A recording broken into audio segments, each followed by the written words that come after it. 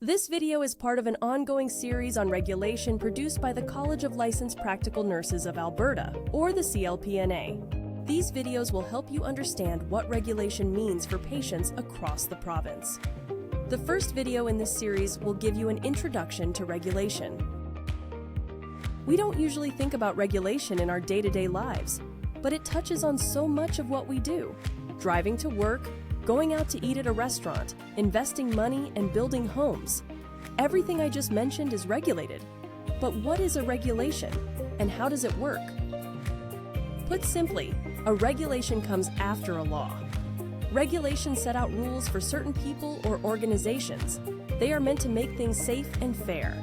Let's talk about regulation in healthcare. When you visit a hospital or a doctor's office, you place a high level of trust in the providers you visit. You expect them to give you safe, effective care. That's because health professionals are regulated. Individuals such as doctors and nurses have to follow regulations if they want to work in their chosen profession. This is where a regulator comes in. In Alberta, we have regulatory colleges that oversee specific health professions. Currently, the CLPNA is the regulatory college for licensed practical nurses in Alberta. We'll also be regulating healthcare aides in the future. We monitor qualifications and behavior, making sure that everyone follows the rules set out for their profession.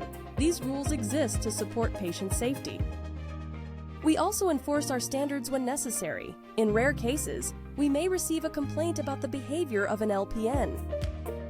When this happens, we investigate what happened and take any actions necessary to protect the public.